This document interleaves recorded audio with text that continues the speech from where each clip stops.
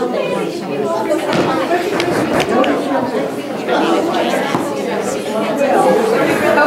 I think we'll get started.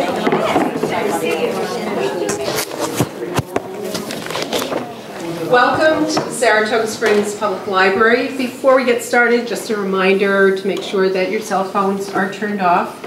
I see a lot of familiar faces here, but just in case there's anybody new, if you need to use restrooms, if you go out of our doors here to the right, you'll see them down the hallway.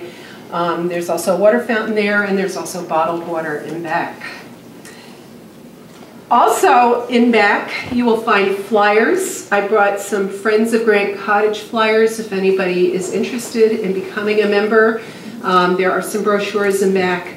And I also brought a stack of brown bag lunch flyers. This is not a brown bag lunch program, but we do have the brown bag lunch series for the spring all set and ready to go. I think we have a great series coming up. Our first program will be on March 8th, and we are going to have a walk on Broadway in 1874 with Charlie Kenzel and Dave Patterson. And I know they're really excited about doing it, and we're really excited about having them do our first brown bag lunch. So I think that's going to be a great program, and I think all the rest in the series are going to be a lot of fun. So I hope all of you will be able to come to our brown bag lunch series this year. We'll probably have a blizzard that day. We better not have a blizzard that day. Everybody's going to want to come with whenever we have a blizzard. That'll be our one snowstorm this season, right? Okay. Most of you probably know me by now. My name is Terry Blasco. I'm the local history librarian here at the library. In celebration of Black History Month, we thought we would invite Steve Trimm here to give a talk about Harrison Terrell. He was an African American who was President Grant's valet and nurse towards the end of Grant's life when he was at Drexel Cottage on Mount McGregor writing his memoirs. Steve has been a tour guide at Grant Cottage for the past 4 years and gives presentations and historic interpretations of people connected with the Grant family and Grant Cottage. And he is also going to be our speaker for our May Brown Bag Lunch when he will come as President Grant. So I think that'll be another great program. Harrison Terrell's story is a fascinating one. I've gotten little bits and pieces from Steve on this, and I think you're going to enjoy this talk today. So without further ado, please welcome Steve Trimm. Well, thank you. You're going to get at no extra expense not only Harrison's story, but the story of his son and his daughter-in-law. As I was learning his story, I stumbled across their stories, and they are almost as fascinating as his. To begin at the beginning, there are no decent pictures of Harrison. I don't know if you can make this out. These photographs were taken at Grant Cottage when Ulysses Grant was there in 1885. The man was dying of cancer. He was trying to finish his memoirs, literally racing death to complete them. His family was broke. They had been victimized by what I call the Bernie Madoff of 1884. Their bank president was a great embezzler, and the Grants really were broke. So Grant was hoping that if he could live long enough to finish his memoirs, and if they sold well enough, the family would have something to live on after he was gone. This photograph was taken 3 days before Grant died, on the day he finished the memoirs. You might be able to see a shadowy figure inside the doorway here. When we do our tours at Grant Cottage, we say it is Harrison Terrell, Grant's valet, and we usually don't have time to say much more. About this photograph, when it was first reproduced in 1885, you could see Harrison very clearly. He was almost literally within arm's reach of General Grant. But over the years, as this picture was reproduced, the images became darker and darker and darker, and finally the most recent images taken from this print show just a black rectangle. You cannot look through the door, you cannot see Harrison, he has vanished. And I consider that a metaphor for a lot of African American history. Black people have been in this country since the late 1600s. The first slaves were dropped off in Jamestown, and yet their history is barely known, barely known. And Harrison's disappearance, for me, as I say, is a metaphor. The other photograph, and it does not reproduce well here, but you may have seen it on the poster. Here's the Grant family on the porch at Grant Cottage, and Harrison Terrell peeking around the corner. He doesn't think it's appropriate to be in the photograph, and yet he's still within arm's reach of General Grant. I'll say at the start, it's my feeling that Harrison, as much as the doctors, kept Grant alive for the last year of his life.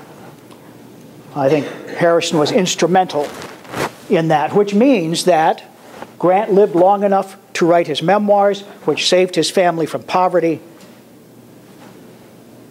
And that shadowy figure of Harrison Terrell played an important role in that. As to the name, we at the cottage, our resources are a few, but our Bible has always been this book, The Captain Departs. It's about the last year of Grant's life. Harrison's last name in this book is spelled T-Y. So, of course, we thought it was Terrell. And in the newspaper accounts of the day, it was often spelled T-Y. So we've always pronounced it Terrell. In fact, his name was Terrell, not Tyrell. And I'm going to try really hard to refer to him as Harrison Terrell. All right, now that I've got that out of the way. What I'd like to do is begin by describing how the American public was introduced to Harrison, what the public of that day knew of him. And then I'll backtrack to give you his personal biography.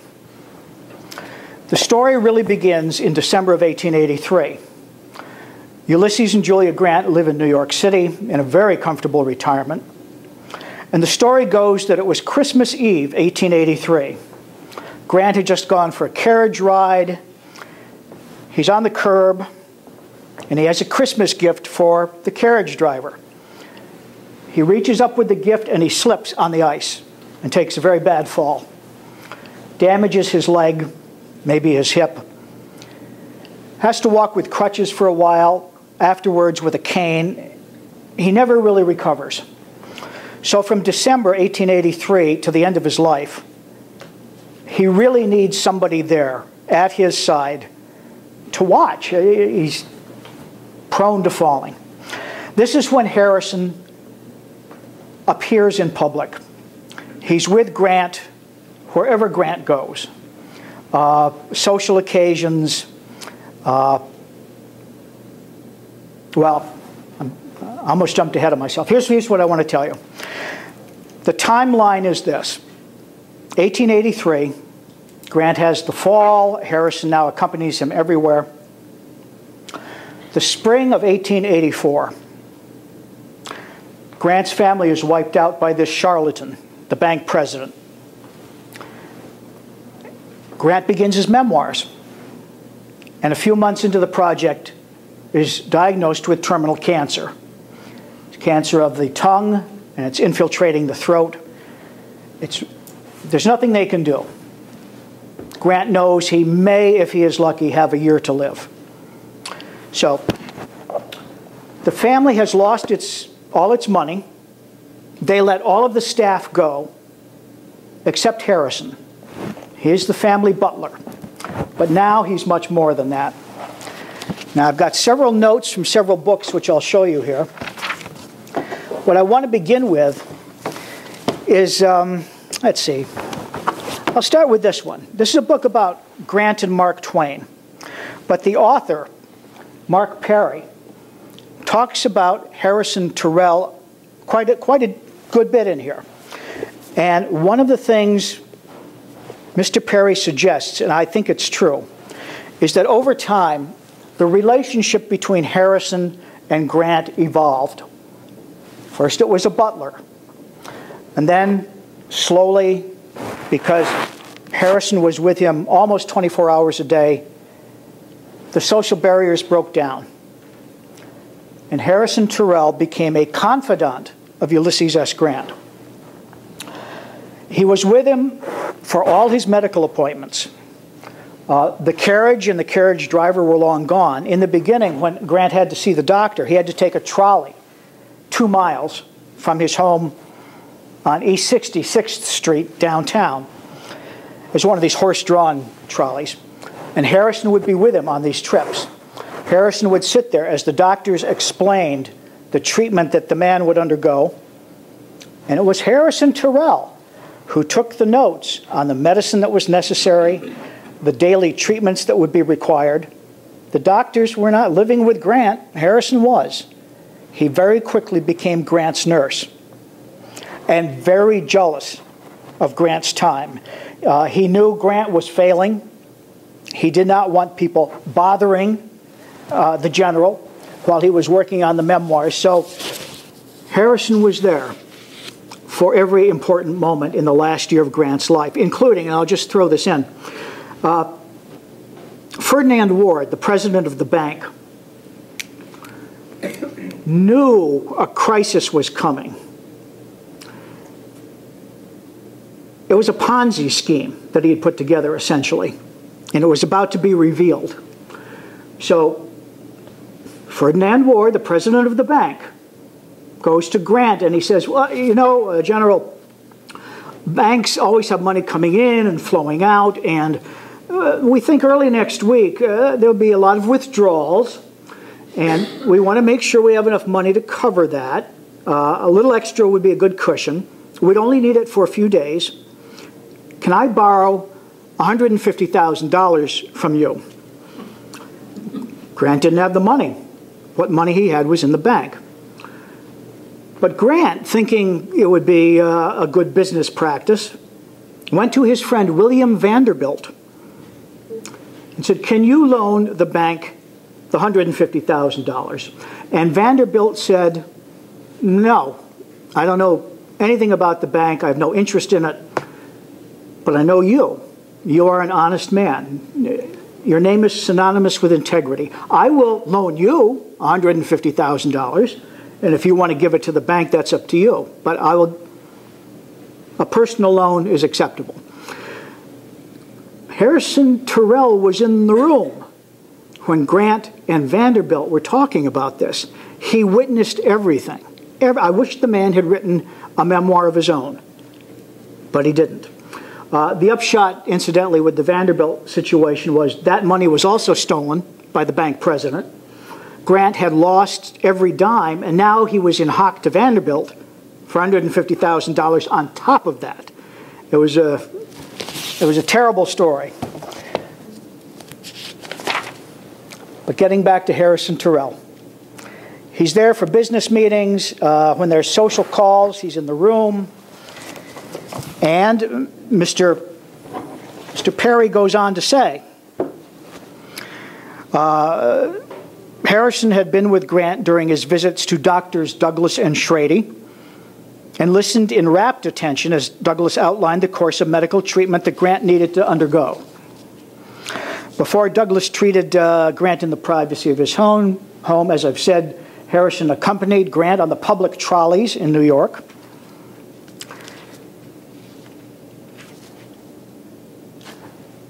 When I say he was jealous, let me give you another quote. Jealous of Grant's time. This comes from a new book. It just came out last year. It's called Grant's Final Victory. And this also covers his last year. The author, Charles Bracelin Flood, will be speaking at the cottage this upcoming summer on Grant Remembrance Day in July. So look at our website. You'll get to hear the author in person. Here's what Mr. Flood has to say. Harrison Terrell became a silent figure, sitting in a corner a few yards from where Grant worked. He sensed what Grant needed and would rise quietly, readjust the shawl that Grant kept constantly wrapped about his throat, and resume his seat. Twice a day he brought Grant a glass of milk on a tray and patiently insisted that Grant drink it all.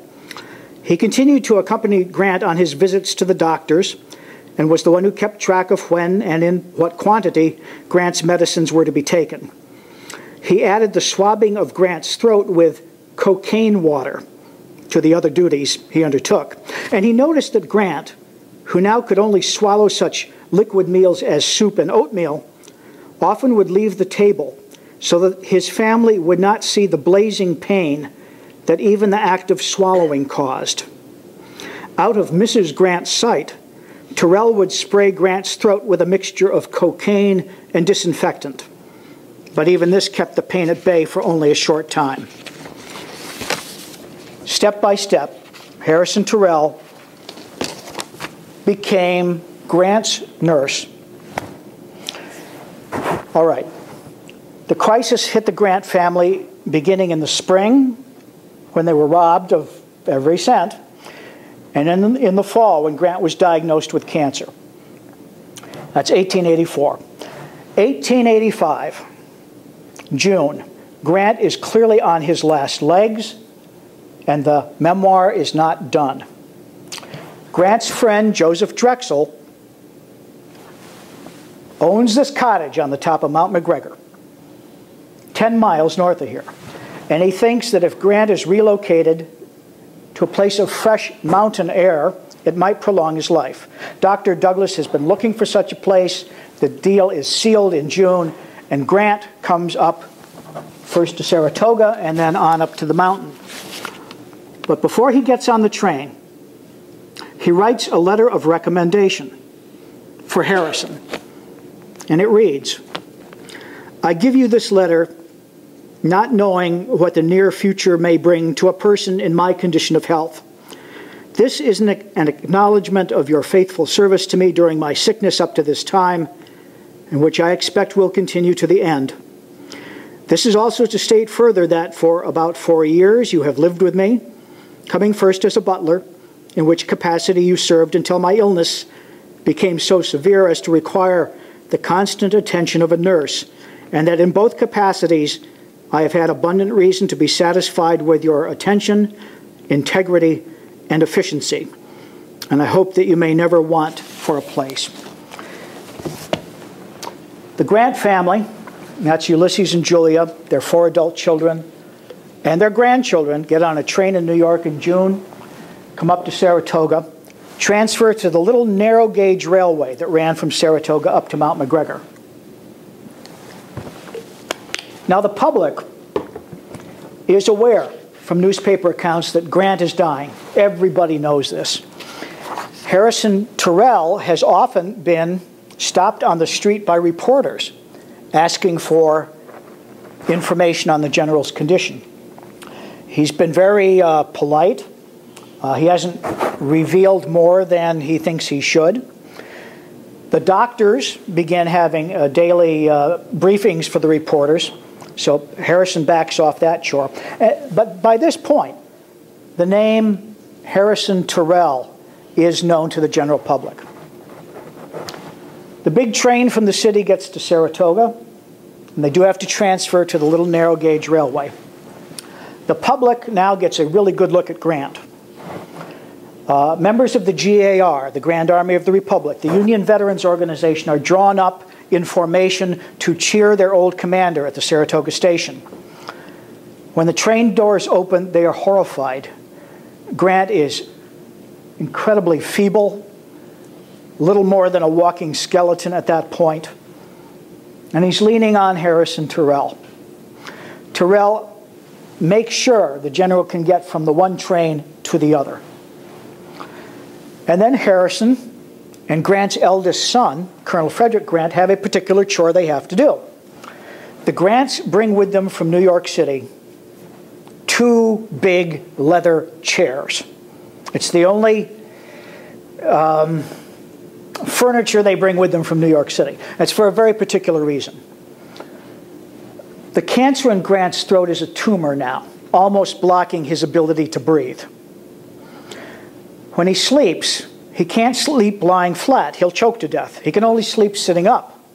And the chairs are the chairs in which he sleeps. So they bring them from New York City, and the chairs are still at Grant Cottage. You can see them. They are still there. So Colonel Frederick Grant and Harrison wrestle the leather chairs from the one train to the other. And the crowd is just stunned by what they're seeing. They knew Grant was in bad shape, but they hadn't expected this. And then they just take off their hats as the train leaves and heads for Mount McGregor. The train winds up the mountain. It is narrow gauge.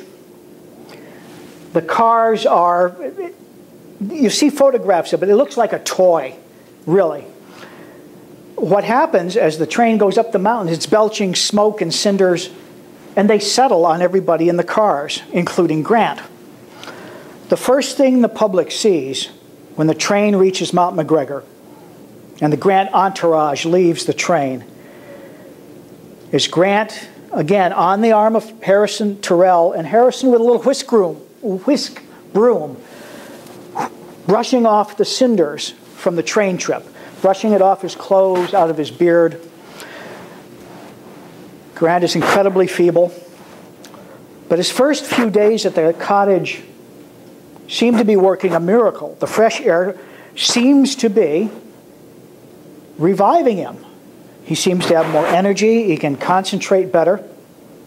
And one of the things he likes to do is to go from the cottage to what we call the overlook. It's only a couple of 100 yards from the cottage. You go through the woods open up, and you have this stunning view of the Green Mountains in Vermont. On a clear day, you can see easily 60 miles into Vermont. And in the south, you can see the Catskills. In the north, the Adirondacks.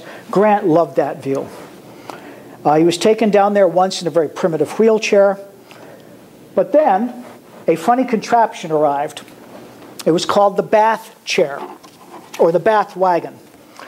Not because he took baths in it, which is what I thought when I began as a tour guide. It was made in Bath, England. And to me, it looks like a souped-up rickshaw. They started taking Grant down to the overlook in the bath chair. And in this image, there is Harrison Terrell helping to push the bath chair down to the overlook. Grant took a couple more rides in the chair. Up the slope from Grant Cottage was a great hotel. They took him up there at least once, maybe twice. Harrison pulling, and a group of children whose families were at the hotel clustered around, pushing the chair with General Grant in it. They got up to the great hotel, which had a very, very wide porch. Grant got out. They manhandled the bath chair up onto the veranda, and then Harrison took up his position again. Grant got in the bath chair, and Grant gave him a tour around the veranda, which pretty much encircled the great hotel. Now, there comes a point in the story where we catch, I think, one of the most poignant glimpses of Grant's time at the cottage. You have to remember that the entire Grant family was there, and they all knew he was dying.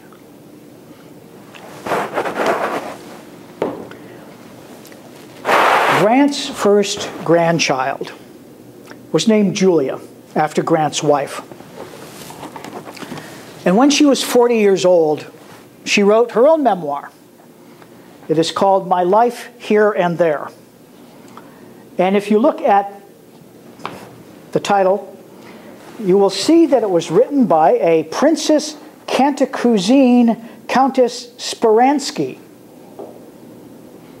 That was the married name of Grant's granddaughter. She grew up to marry Russian nobility. She actually moved to Russia. Her children were born there. Her husband was an officer in the Tsarist army. She had a ringside seat as the Romanov Empire collapsed. She barely got out alive during the Russian Revolution. Back in the States, when she was 40 years old, she wrote her memoir. And we have her recollections as a 9-year-old of being at Grant Cottage. Now, last summer, I did a talk at the cottage about Nellie Grant, or Julia rather. And as I read this account that she had written, I actually broke down. And I'm going to try not to now. But here's what she wrote. Now remember, this is a 9-year-old's recollection of that summer. Soon, it may have been a day or two later, my mother came out on the balcony and called us children.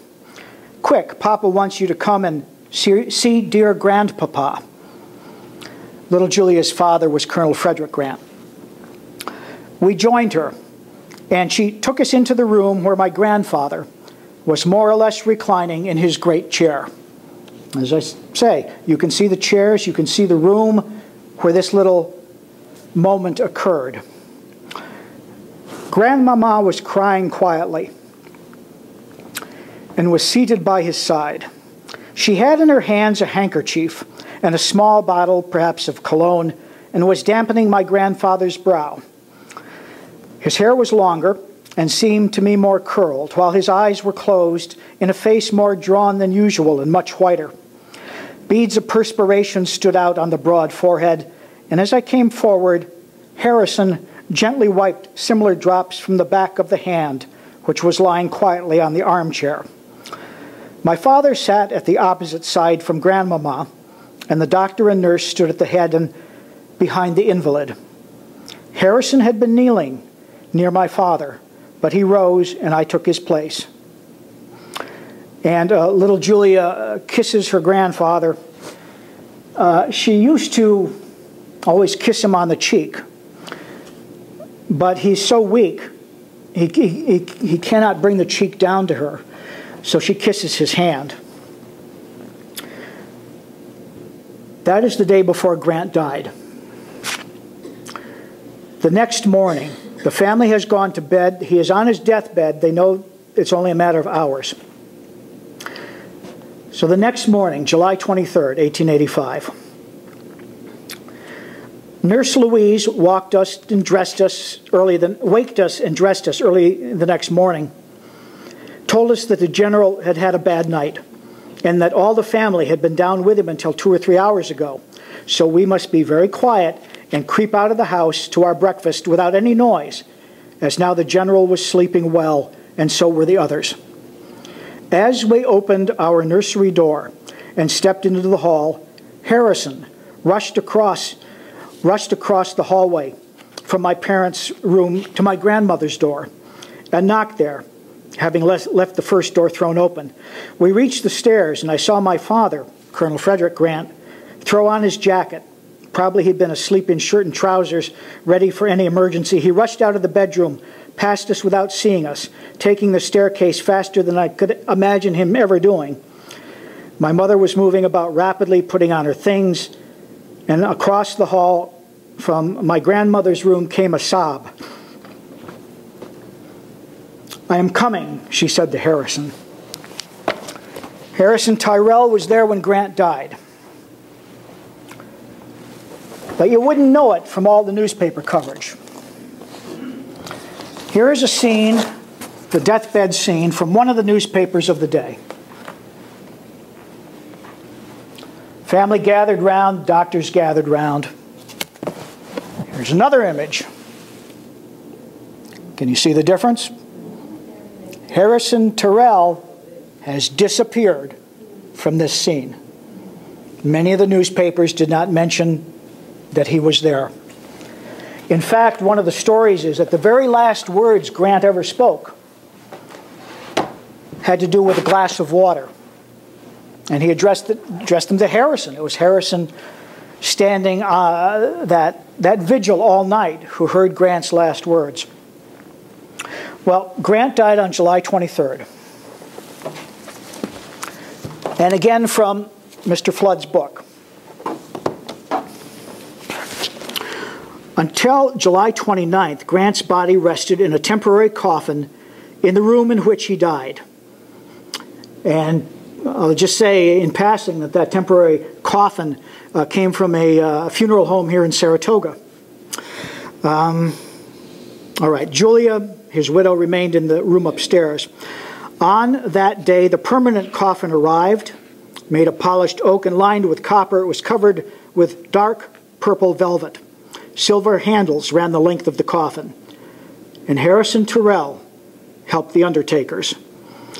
He helped them dress Grant in a black broadcloth suit with a white shirt that had a black silk scarf knotted as a bow around his neck. I do not know if Harrison Terrell was in the funeral procession that took Grant's body to Grant's tomb in New York City. I don't know. I do know this, that after Grant's death, the family let him go. And I have a suspicion about that. Mark Twain had visited Grant over the winter of 1884-85 when Grant was very sick, but they still able to focus on his memoirs. And Mark Twain witnessed something in the household. He wrote about this in a letter to a friend. Didn't go into any detail, really, but he said that Harrison had made some kind of mistake. I don't know if it was setting a table, I don't know what it was, but members of the household began to berate him. And Grant, who was, every account you read of the man, he was very serene, placid, almost never got angry. Grant got angry at the family's reaction to Harrison. And he turned on his family and he said, I'm paraphrasing, he said, "We whites have kept the black people of this country in ignorance and uneducated since the beginning. Now they are trying to find their way in a wider world, and they're going to make mistakes. Leave Harrison alone." I think the tension came because when Grant married before the Civil War, he married into a slave-owning family. His wife, Julia, grew up surrounded by slaves. I do not think she was as liberal and open-minded when it came to race questions as Ulysses was. So after Grant died, I think Julia was quite happy to let Harrison go. All right, I'll get on with what happened to Harrison in a minute, but I want to now tell you where he came from and who he was. Last summer, I did a porch chat about Harrison, and before I started, or somewhere in the middle, I said, I got to be honest with you, I don't have the whole story. I do not know anything about Harrison's background. I know he started with the Grant family in New York City around 1880, but where he was before that is a mystery to me. If any of you in the audience feel moved to do some research, I would really appreciate it. And son of a gun, somebody in the audience did research and came back a week or so later to another porch chat. I'm going to tell you who this splendid researcher is. His name is Jeremy Davis, and he's seated right there. Jeremy's a meteorologist. That's how he makes his living. He's from Glens Falls, but his passion is history. And he specializes in, give me your books. Give me your books. On the history of lost ski areas in the Northeast. The White Mountains, southern Vermont. There's another book in progress. Jeremy was able to find stuff on Harrison Terrell that had eluded me for a year. So what I'm going to tell you now, Jeremy provided for us. Harrison Terrell was born a slave. in Virginia. His full name was William Henry Harrison Terrell, because he had been born on the day that William Henry Harrison was elected president. He was a slave in the household of a Buckner Terrell. Harrison's parents were house slaves. By all accounts, very intelligent. And I am pretty sure that Harrison's father was the son of Buckner Terrell.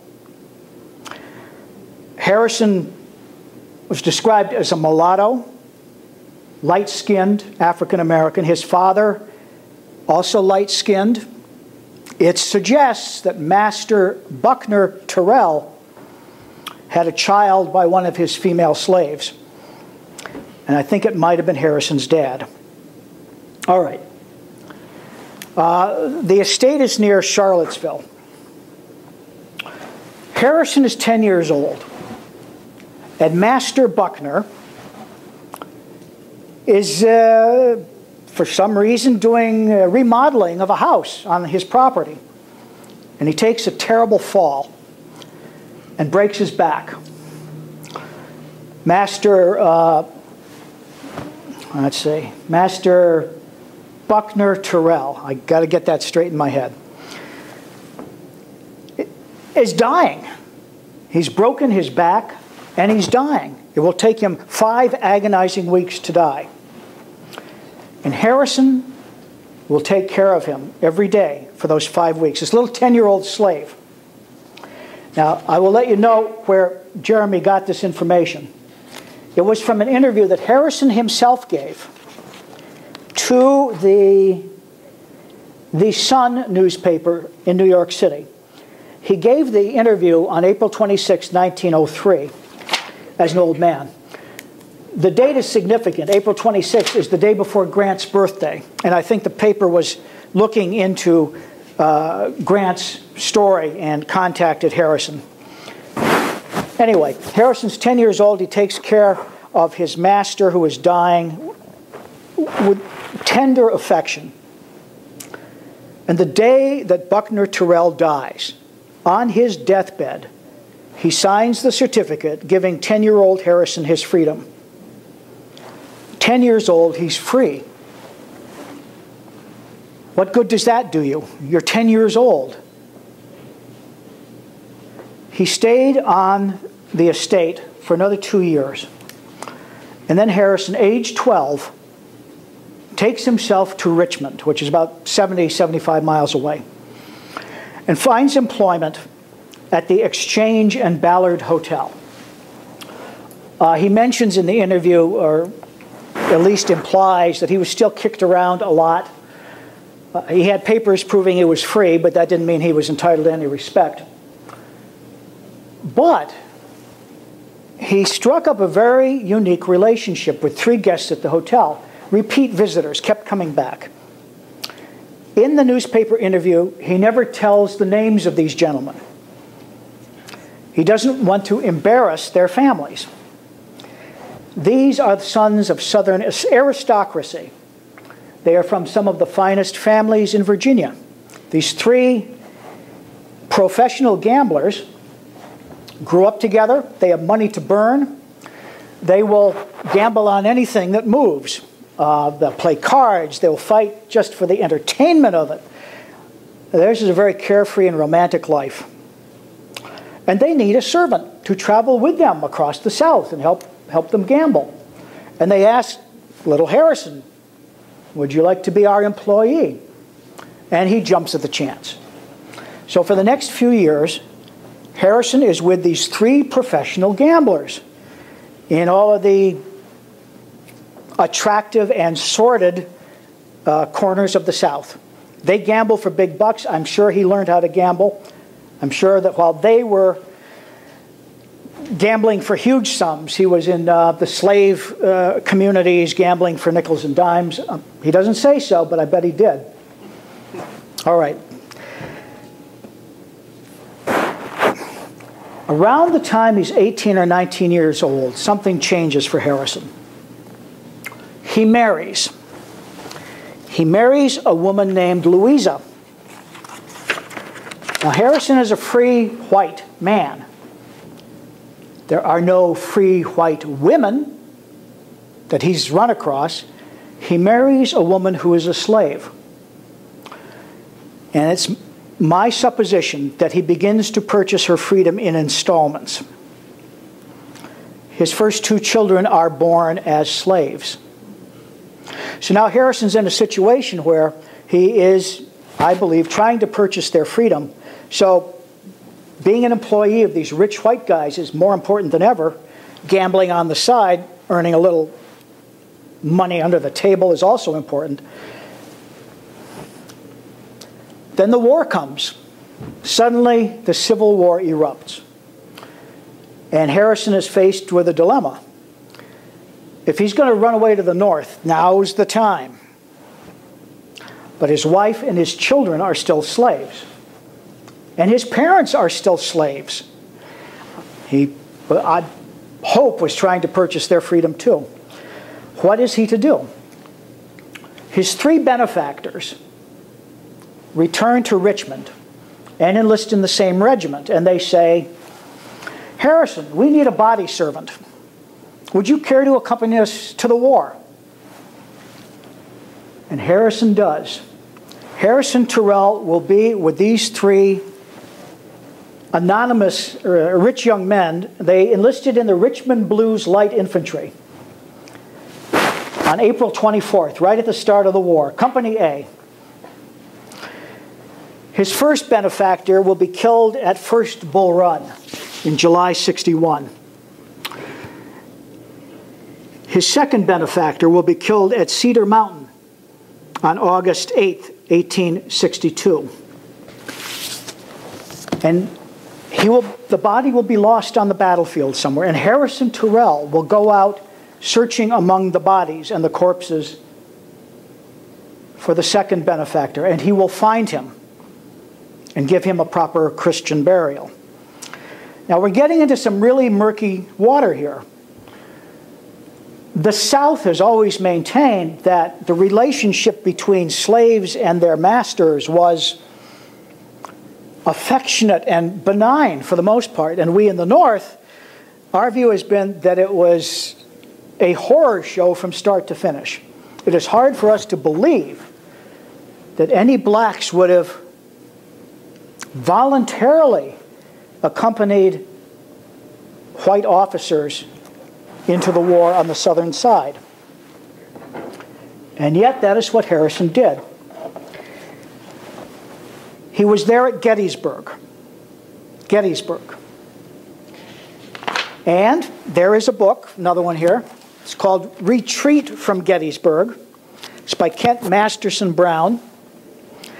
And he delves into an area which was all new to me. 50 years ago, during the 100th anniversary of the Civil War, when I was a teenager, I read everything I could find on the Civil War, and it was all battles. I read all about Gettysburg. I could tell you everything you wanted to know about Little Round Top.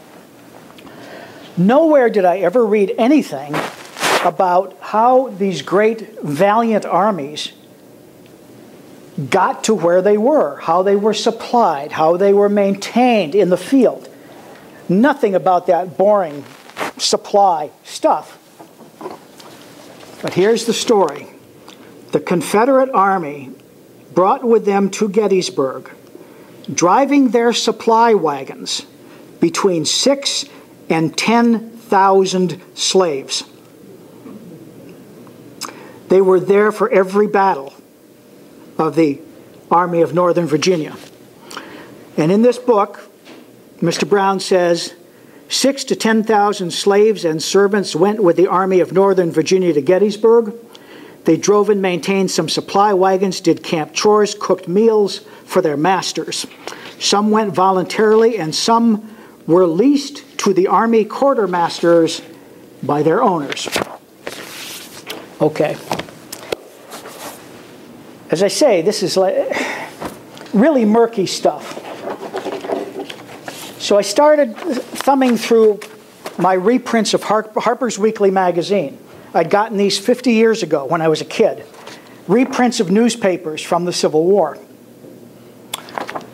Harper's Weekly didn't talk about, on the Union side, any black teamsters driving the supply wagons. It was not a story they were interested in covering. But there was one edition, and it came out in January of 1863, where their correspondent witnessed two black teamsters who drove for the Union Army fighting a duel with bullwhips. They are almost comical figures. The North had really mixed feelings about blacks. The South, their feelings were crystal clear. The North was conflicted. And this image, I think, shows that pretty distinctly. Almost comic figures in a duel with bullwhips. But anyway, it proves that blacks were there supporting the armies.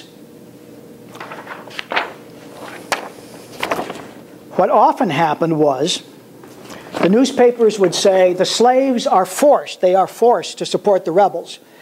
Here was a view seen by a Union officer through binoculars. He was peering at the Confederate lines, and he saw slaves being forced to load cannon under fire. And many Union shells fell into the Confederate garrison and killed these slaves who, at gunpoint, were forced to support the rebels.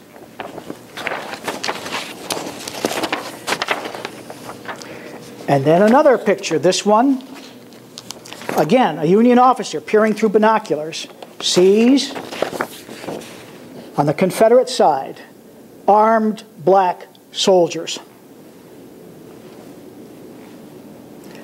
I don't believe this. I think this is disinformation. Why?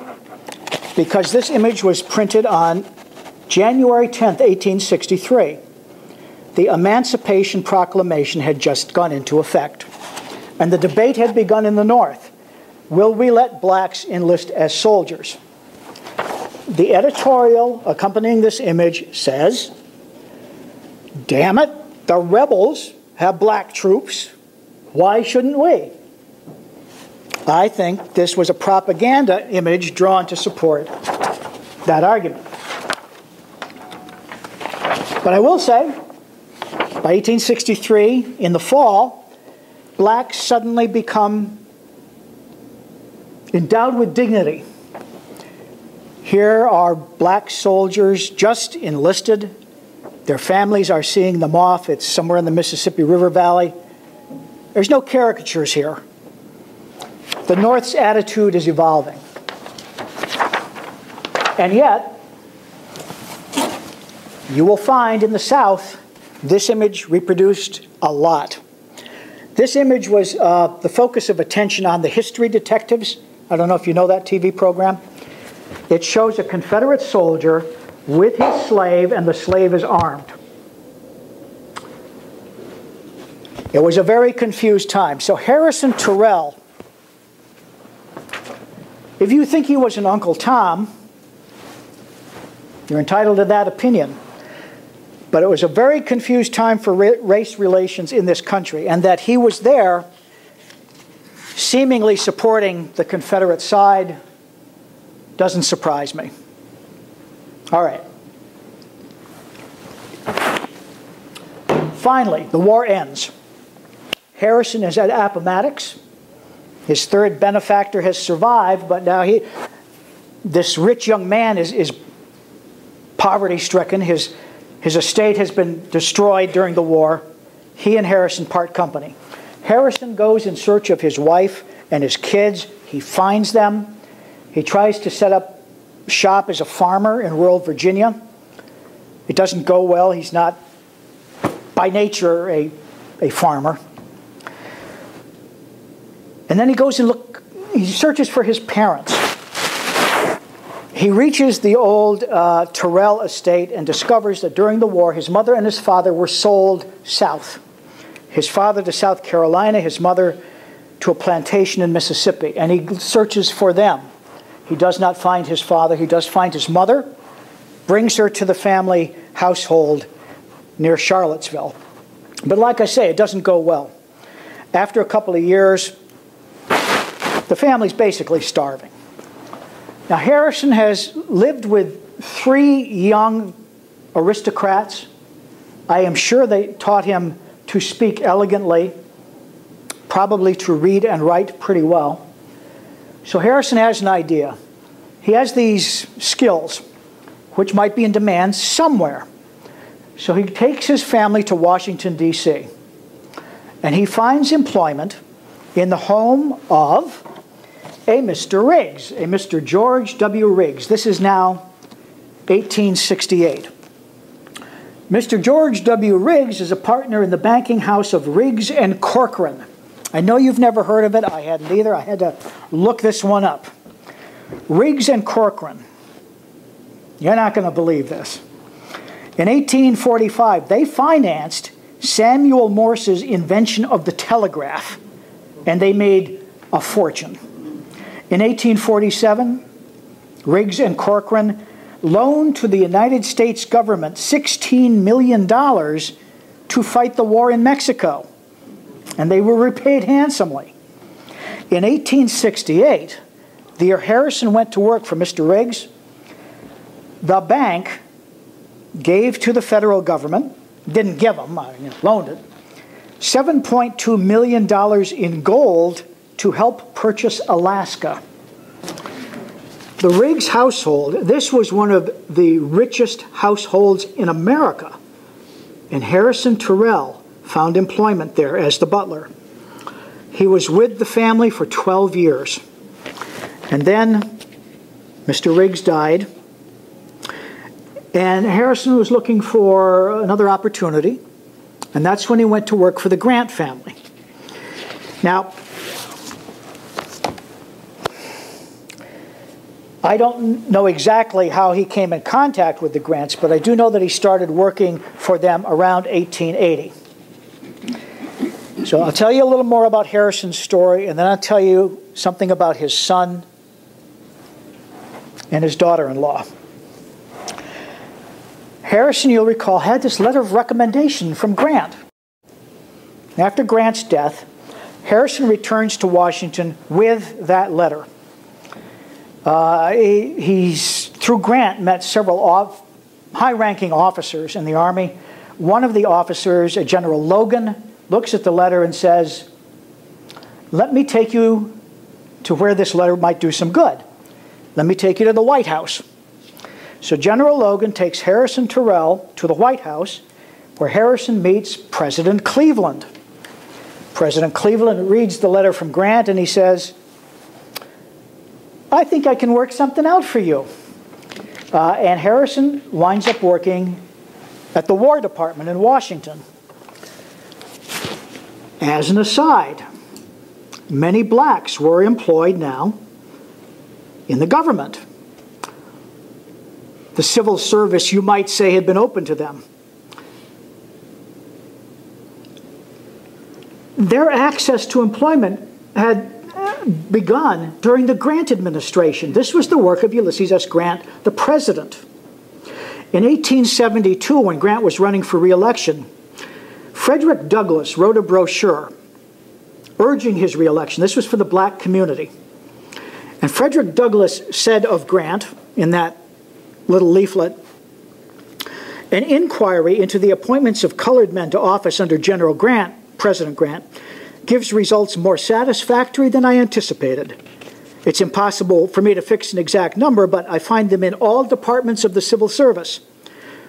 2 black men have been appointed foreign ministers, several collectors of customs, some assessors of internal revenue, and so on, down through all the various grades of service, postmasters, clerks, messengers.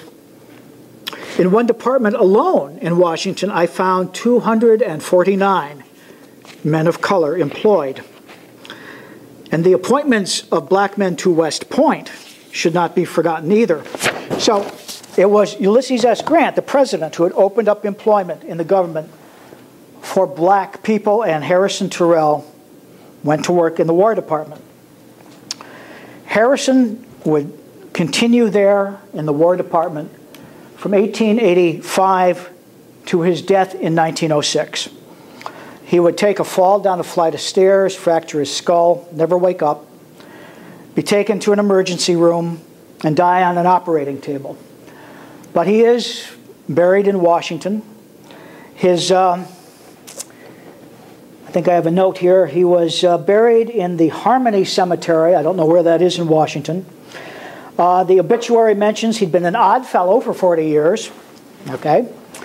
But that was Harrison Terrell, born a slave, confidant of Ulysses S. Grant. He had lived through an era unprecedented in American history. And that he survived at all and did as well as he did is a testament to something in his personality that I really admire. But now let me tell you about his son and about his daughter-in-law. His son Robert had been born a slave. But I find in Robert's biography that as a young man, with his parents, Robert Terrell moved to Washington. We know that's true. He attended the public schools in Washington, and then, suddenly, he goes to the Groton Academy in Massachusetts. I don't know where he got the money for that. My hunch is it was from the Riggs family. Harrison was still employed by them, and I know that in his later years, the Riggs family was still very interested in him, and I'm going to bet that Robert was staked to the Groton Academy by the Riggs family. And then Robert Terrell is accepted by Harvard and wants to pay his own way through. I thought maybe Grant helped to fund that. Don't know that he did. But Grant did arrange for Robert's employment in Boston. Robert worked for the Boston Customs House during the vacation periods from Harvard. And Grant, in 1883, just before things began to go really bad, Grant wrote to the, I'm not sure, the director of the Customs House, saying of Robert, "As you are aware, Terrell is a colored man, now in the senior class at Harvard, and has to earn his own living while prosecuting his studies. My special interest in him is from the fact that his father, a most, I can't pronounce this, esteemed, yeah, that'll do. A most esteemed man is my butler. Besides, I should feel an interest in any young man, white or colored, who had the courage and the ability to graduate himself from Harvard without pecuniary aid other than what he could earn." So Robert gets his job through Grant's connections, but he pays for his way through Harvard. He graduates in 1884, the year the Grant family goes into crisis. Robert's major is Greek. He gives a talk during the commencement exercises. His topic is the 14th Amendment to the Constitution, where blacks were given citizenship. And then Robert goes to Washington, D.C. He becomes an educator, works a little while in the Treasury Department, but his primary interest is education. He works in the public schools, trying to get black children enrolled. And then he goes to law school, to Howard University. He earns a Bachelor of Laws degree, a Master of Laws degree. So he dabbles in law, but his chief love is education. And Robert Terrell becomes the principal of the Preparatory School for Colored Youth. This is 1891. One of his teachers is a woman named Mary Church. He will marry her, and I'll tell you about her in a few minutes. So he's an educator for many years, but in 1898, Robert begins to practice law full-time. He's a Renaissance man. 1901. Now, you got to understand that the District of Columbia is basically run by the federal government. In 1901, President Theodore Roosevelt appoints Robert Terrell as Justice of the Peace in Washington, D.C. Robert has been recommended by Booker T. Washington. In 1910, President William Howard Taft appoints Robert as the first black municipal court judge in Washington, D.C. There are Senate hearings. Southern senators are enraged. They do not want a black man, especially one who was born a slave, judging anybody. But he's appointed. Robert Terrell is so good, he is appointed. And as each new president comes in, each new president reappoints him. Robert will be reappointed as a municipal court judge, the first black municipal court judge in D.C. by Presidents Taft, Wilson, Harding, and Coolidge. This is Robert Terrell. This is Judge Terrell, Harrison's son. He will die in I want to make sure I get the year right here, 1925, after serving on the faculty of the Howard University Law School. And we have a picture here of Robert's funeral, attended by blacks and whites both. His capacity as a judge was recognized on both sides of the color line. And now to his wife. This was a great discovery. I loved finding her. Robert, as I said, married one of his teachers in 1891. Her name was Mary Church. And the students at the school saw they were courting, and Mary mentioned in one of her writings that the students teased them. A student wrote on the blackboard, "Scholars go to school, Mr. Terrell goes to church." Who was Mary Church? She was born in 1863 in Memphis. She was not born a slave. Her parents had been slaves. Her mother's name was Louisa. She operated a hair salon that was patronized by some of the rather rich ladies of Memphis, white ladies. Mary's dad was Robert Church. Both these people had been slaves. Robert, her dad, was the son of his master, Charles Church. Charles Church, the slave owner, father of Robert, owned riverboats on the Mississippi. He was a riverboat captain and a gambler, and he owned real estate. He was a rich man. And amazingly enough, Charles, the slave master, did not disown his black son Robert. Didn't do that. He paid for the boy's schooling and staked him to a small business in the black community of Memphis. In fact, it was a bar, but it was still a small business.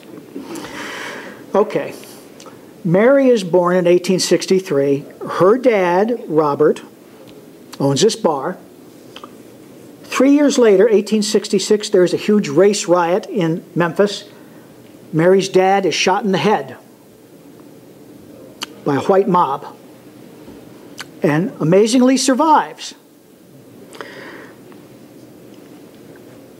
Shortly thereafter in Memphis, well, not shortly, several years later, there's a yellow fever epidemic. Hundreds of people are dying in the streets. The city empties. The common wisdom is nobody will ever come back to Memphis. So, you've got all this property lying around. The owner's desperate to sell it for pennies on the dollar. Robert, the bar owner who has survived being shot in the head, takes a flyer. He starts buying up all this property in Memphis for pennies, gambling that people will eventually come back. And they do. And Robert Church, the black bar owner, will make millions of dollars. He will become the first black millionaire. He will be able to send his daughter Mary to Antioch and Oberlin colleges. She will earn a BA and an MA. She will teach at Wilberforce College in Ohio. She will travel in Europe for 2 years. She can pass as white. This is Mary. I don't think she had to pass as white in Europe. But back in the States, it came in handy occasionally. In 1891, she goes to work at that school in Washington where Robert Terrell is the principal, and she marries him. They will have 4 children. 3 will die in infancy. 1, Phyllis, will survive. Now, she was sitting pretty. There's no doubt about it. She didn't have to do anything. She was rich, smart, and yet she began to work for civil rights and women's rights. She was active in both causes, very active. She worked with Frederick Douglass on civil rights. Well, Douglass also supported the women's movement, so also with him on that. In 1892, an old friend of Mary's back in Memphis, this is a guy she'd grown up with. His name was Moss, I think, Thomas Moss. A black guy, owned a small business in Memphis now, was lynched by a white mob. His crime was that he had set up his business on the outskirts of the city. Historically, there was a white businessman right there, so when all the farm people came in, they would stop at his store. Now there was a black business right across the street, and all the farm people were stopping at Mr. Moss's store. The mob killed him, hanged him. Mary began working for anti-lynching laws. She and Frederick Douglass would meet with President Benjamin Harrison, begging him to make a public statement against lynching. He never would. Mary will found the National American Woman Suffrage Association, arguing that when women got the vote, that should include black women. In 1896, she was the first president of the National Association of Colored Women.